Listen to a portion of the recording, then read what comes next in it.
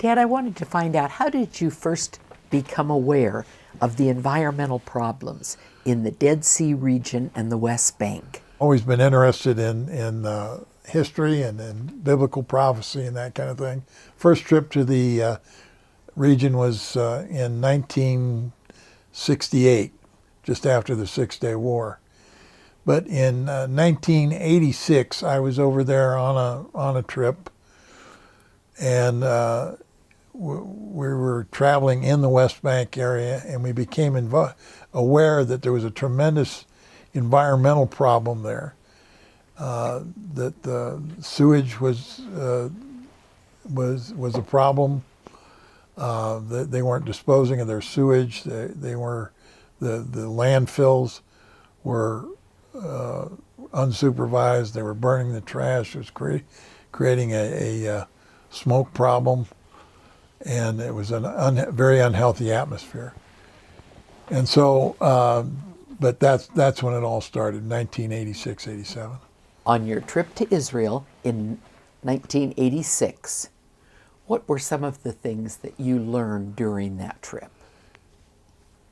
Well, I had retained this fellow by the name of Doug Krieger, who had written a book and interviewed Muslims, Christians, Jews. He knew everybody in Israel, and he could arrange interviews with anybody in interview. So I wanted to find out what was going on there, what the real story was. We took a suite in the King David Hotel, and this is just one little example of how this trip, what an anointed trip that it was. This particular day I was meeting with the editor of Encyclopedia Judaica. That's a 30-volume set of books that tells about every Jew who is anybody. And we're having this meeting, and I went into the restroom, and he started hollering at me, "Ted, have you got a camera?" And I said, "Yes." And he said, "Bring the camera." And I went running out, and he pointed, and here is this magnificent rainbow over the old city. Our suite faced the old city walls there. And he said, 30 years I've lived in Jerusalem. I've never seen a rainbow like this over the old city. And I said, "Well, you've never been with me." So anyway, I took his picture, and then I realized I can get a picture with Jeffrey Wigador, this famous guy.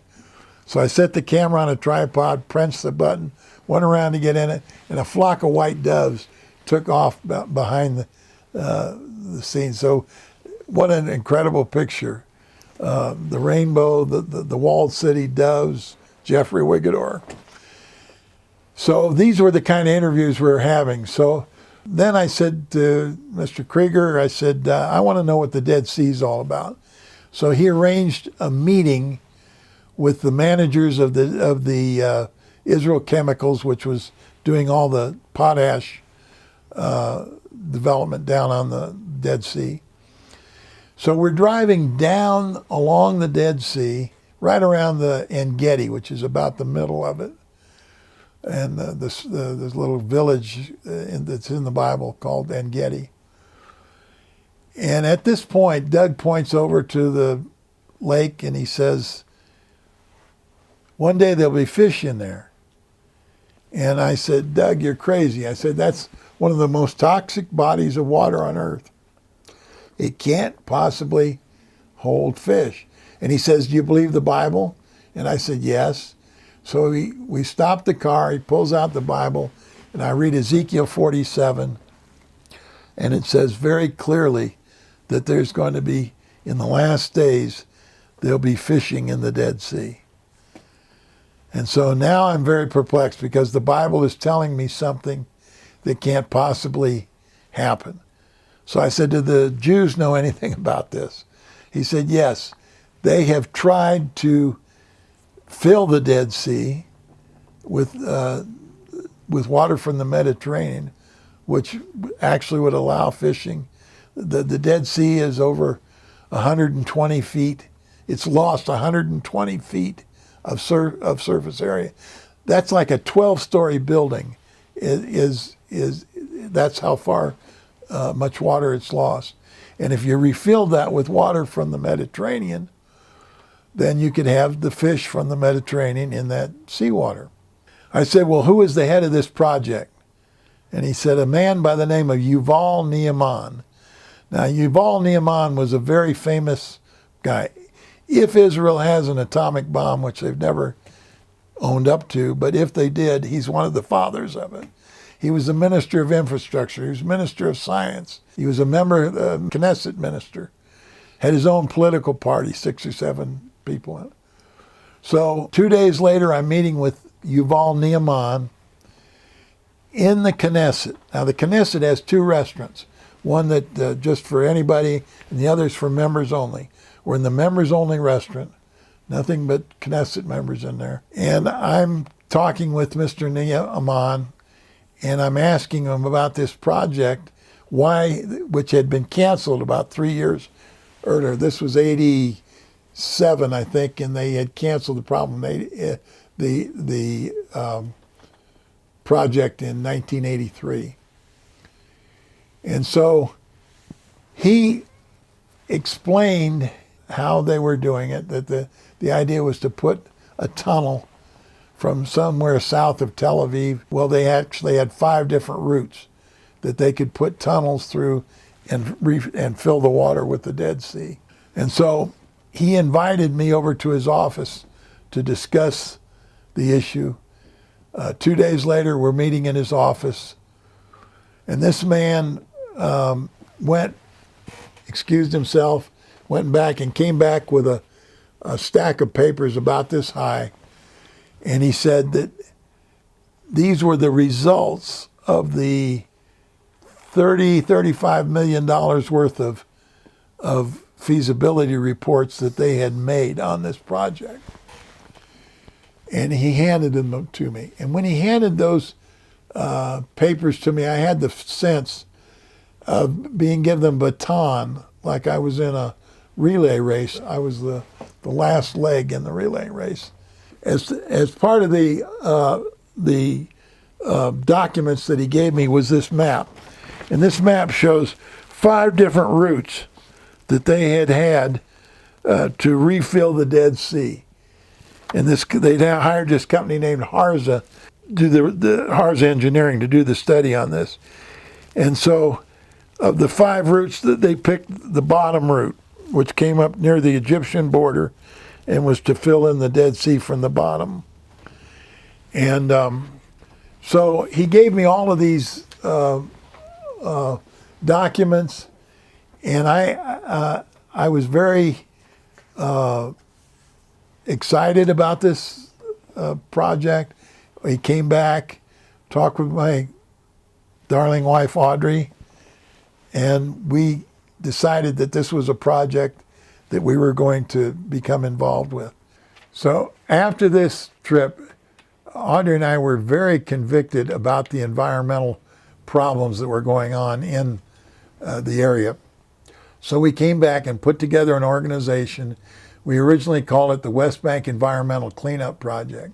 And we realized that we couldn't convey just by speaking the problems that were going on there. So we created a video. We hired videographers and made a video that became, actually, this video was very famous. It was used by the United Nations because they had a lot of papers on the project, but they didn't have a video that actually showed all the degradation, the burning of the trash, the smoke problems, the sewage problems, sewage disposal. So we came back, put that together, and this was used by the UN. We got funding. We got a big grant from the European Union, and we hired people. We set up offices. Originally, we had offices in Bethlehem. Later, we moved the offices to Ramallah, and we actually set up a program which received a Palestinian 501c3. We actually have a recognized Palestinian governmental agency that authorizes us to work and do problems in that area. And we set on doing training programs. We worked with the universities there. We worked with schools and to train in environmental issues.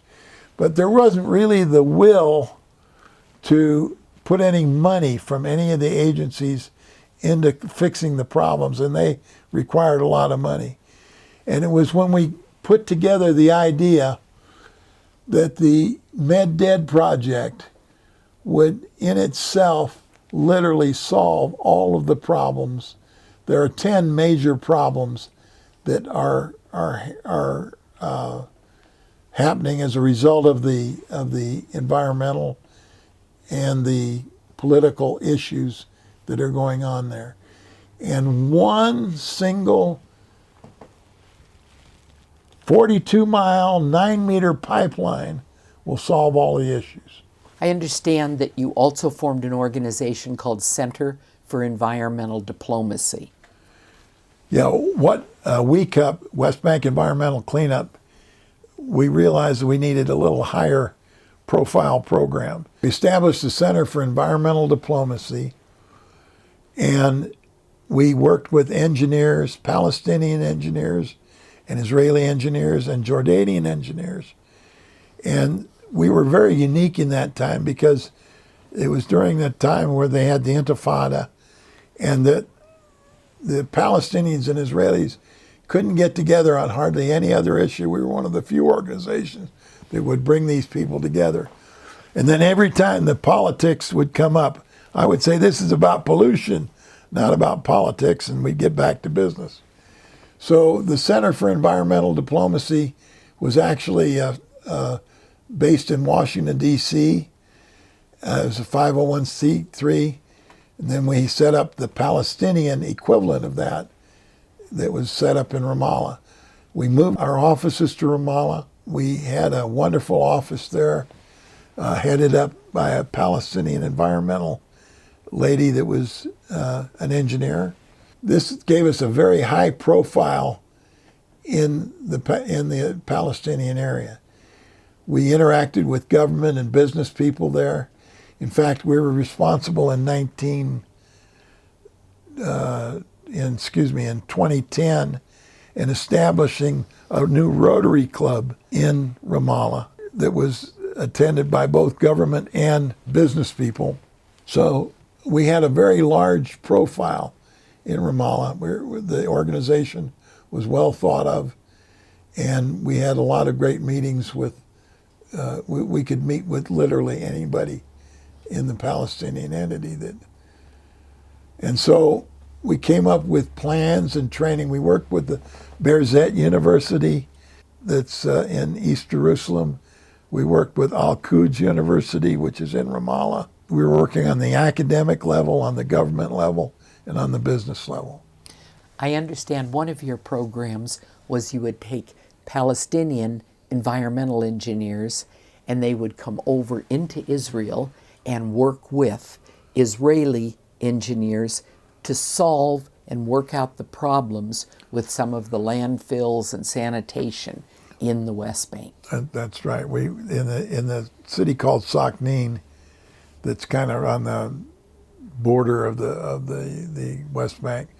We would have meetings there with both Israeli and Palestinian engineers, and they have kind of an environmental center there, and it was very, very helpful. Out of those meetings then came an understanding, a further understanding of the problems that you saw in the Dead Sea area and also in the West Bank area as you were working with the Palestinians. Tell us about those problems. Well, it became apparent that there really wasn't the political will to spend the money needed to fix the problems. So as we began to think about Ezekiel's prophecy in Ezekiel 47, where he clearly predicts that a water source will come in and refill the Dead Sea, and it will cause all kinds of crops to bloom and fishing industry and all of these things, that was the one thing that could solve all the problems. I understand that you've made a list of the issues that are facing the Dead Sea region and the West Bank. And the first one of those is the lack of water. Yeah, the big problem there is that the whole region of we'll call it the Dead Sea Basin or the Rift Valley Basin, is that there's a distinct lack of water because, and what's causing that is they've dammed up the Jordan River. Only about 10% of the Jordan natural flow goes in there. All the tributaries into the Dead Sea, they're taking all that water and using it for irrigation, and that's caused a distinct water shortage there. Now, the answer to that water shortage we'll get to in a minute, but we'll show that there is one answer for all of these problems.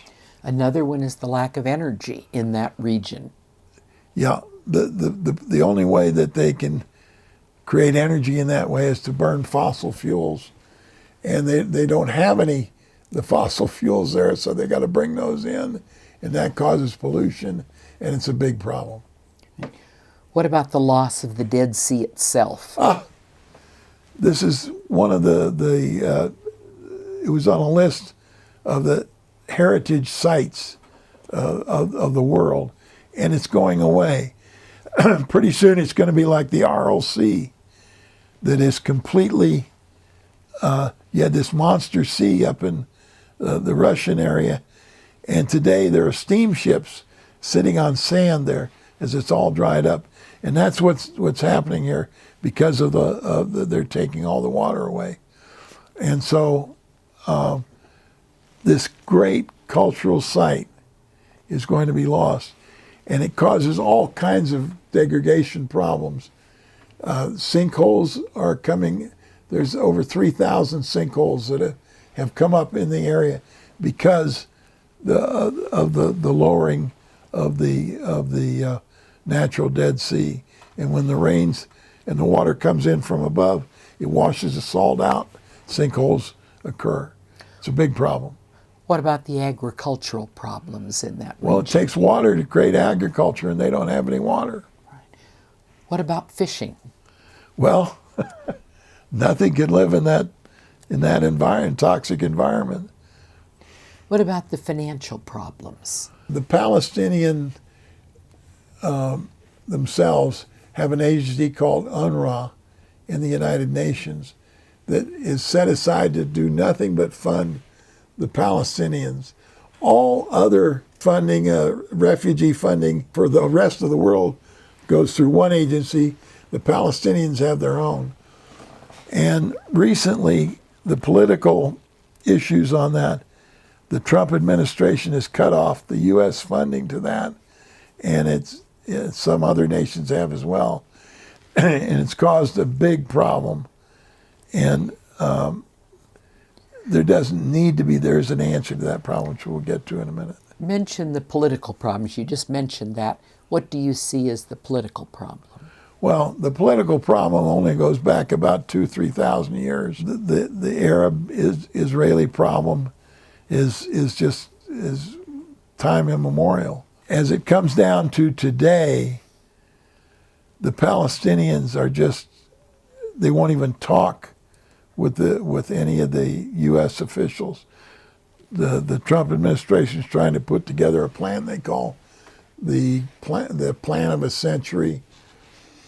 And the Palestinians are so upset because the U.S. has recognized Jerusalem as the capital because they've annexed the Golan Heights now, and they've done a number of things like that. So every day Hamas is creating warfare on the border. They've burned 6,000 or 7,000 acres of Israeli cropland through kites with fire bombs attached to them, and they're continually creating issues on the border, the southern border. So the political issue couldn't be worse. The problem is so bad now. The Russians are coming in, and they have 2 bases in Syria now, and Iran has their proxies in Syria and in Lebanon. And so the trigger is actually set for World War III if something isn't done. There has to be a political answer, and there is a political answer. What about, you mentioned there's religious issues also that are a Well, problem. The three great monotheistic religions all have different theologies, of course, but the one thing they agree on is the prophet Ezekiel. Ezekiel is honored by Islam, by Christianity, and by Judaism. And Ezekiel has the answer to bring these three parties together and solve the entire Middle East crisis. Well, I noticed on your video it's called West Bank Environmental Cleanup, an environmental peace plan. That's exactly what it is. It's an environmental peace plan. So how are you going to go about implementing that? Well, what needs to happen, because the political entities won't deal with each other, there needs to be a district created. We'll call it the Dead Sea Environmental District, where all the parties that come in together and say, look, we're going to lose the Dead Sea. We have this area that could be a great tourist area, but we're going to lose it, and we can't work together. So how can we work together? And the one way they can work together is by creating an environmental district where all three parties, the Palestinians, Israelis, and Jordanians, have members on this board, as well as the donor entities, the UN, the EU, the US, USAID, those things. And this district, the Dead Sea Environmental District, will deal with the issues.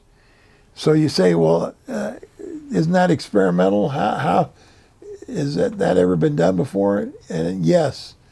And there's a thing called NBI, the Nile Basin Initiative, where all of the parties are on the Nile River and they have a shared problem that they have to work together, but they don't, politically, they can't work together.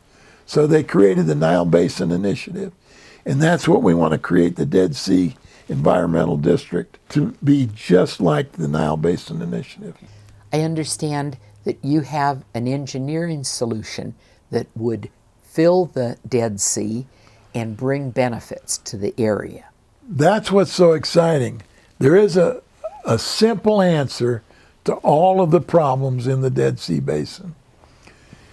And the answer comes by taking a 9-meter, that's about 30 feet, wide pipe. That's like a 2-lane highway.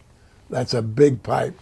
And running it from just south of Tel Aviv to the Dead Sea, right around Qumran. This 72-kilometer, 42-mile pipe will refill the Dead Sea, and where it comes out, because it starts at sea level, and it comes out about 35 feet below sea level, and it's still 1,400 feet above the Dead Sea, because the Dead Sea is the lowest place on Earth. And so when you drop this water 1,400 feet, you can now run it through 10 250 megawatt turbines and create 2,500 megawatts of power, which is double what the Hoover Dam is doing, Boulder Dam. It's double what the entire nation of Jordan produces. That's a lot of power. Now, we need water down there. So we're going to take this seawater and desalinate it right at the lake.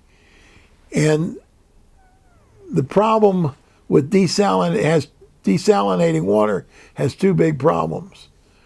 It has what they call reject brine, the salt that you take out. And if you put that back into the ocean where you took it out, it doubles the density of the water, and the fish can't live. And that's why the Persian Gulf and areas like that are having tremendous problems because they have so desal plants all around them. So, but we have a perfect place to put this reject brine. We just put it in the Dead Sea, and it adds to that. The beauty of this is that this is hydropower. Hydropower is the best, cheapest power known to man. But the problem with hydropower is you have to create a dam to create the hydropower, and the dam silts up, and then the power diminishes as it silts up, and then you're subject to droughts. When droughts happen, you don't have the water to desal.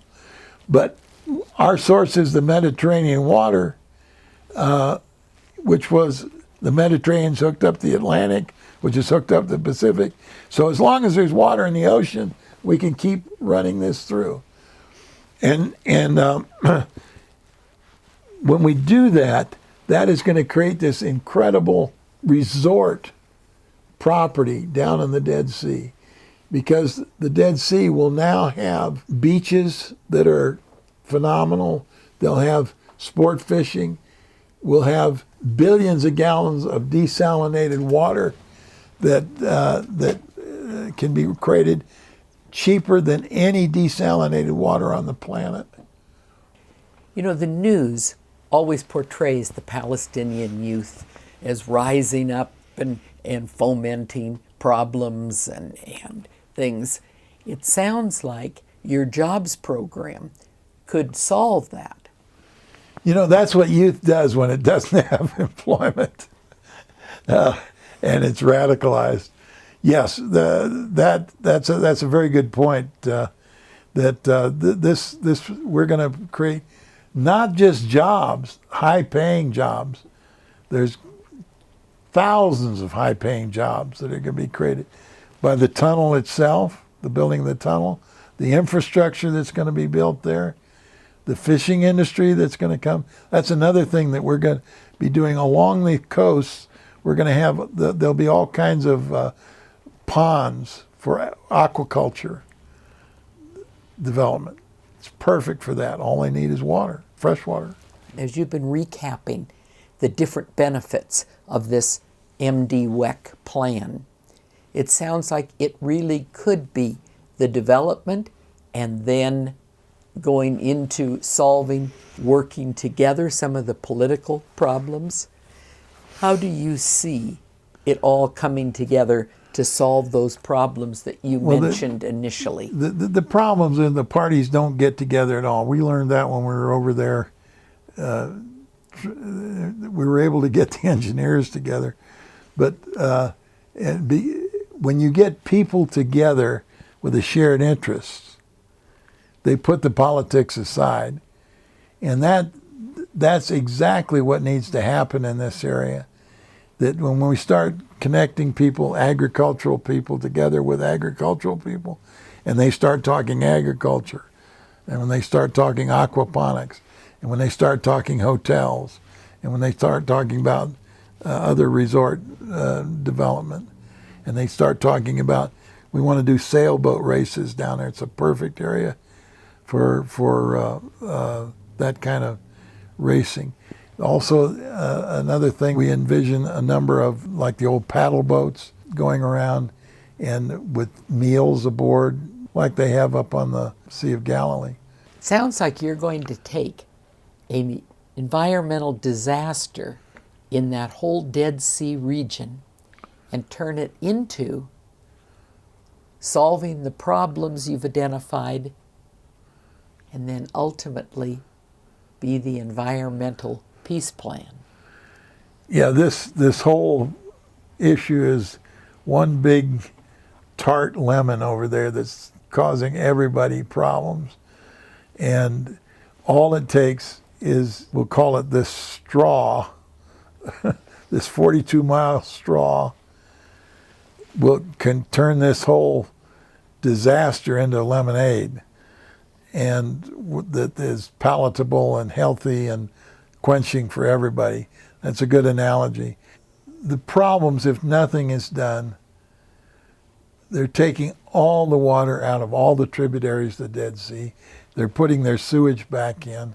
And in another 30 years, the Dead Sea will be just a toxic pond of sludge. If this program is inaugurated, it can solve all of the problems. It's the perfect vehicle to get Israelis, Palestinians, and Jordanians working together. It's the perfect vehicle to bring energy, renewable energy, to the area. It's the perfect vehicle to bringing renewable desalinated water to the region. It's a perfect vehicle to creating thousands of high-paying jobs. And to me, it's almost inconceivable that this hasn't been seen. But for one reason or another, different agendas. The Israelis have agendas, the Palestinians have agendas, the Jordanians have their agenda. And they just have not been able to cooperate. But I believe that once we create this vehicle where they're cooperating on this issue, it's going to spill over into cooperating on many issues.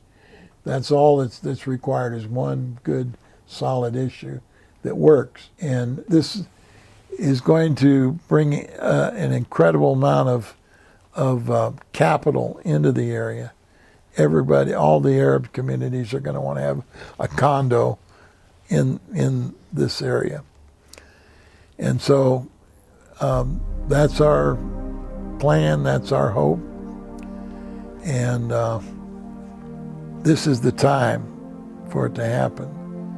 This is the time when the old ways that haven't worked, the Oslo Accords they've been trying to get, which is, of course, land for peace. And the reality is that it's development for peace that will bring the answer. Development that causes all of the three stakeholders to prosper. And in the process, the prophet Ezekiel, who spoke thousands of years ago, his words will come to pass. He's the key. 6 verses, Ezekiel 47, 6 through 12, will be fulfilled by simply bringing this pipe through there. And I believe it's what we call an environmental peace plan that will save the area.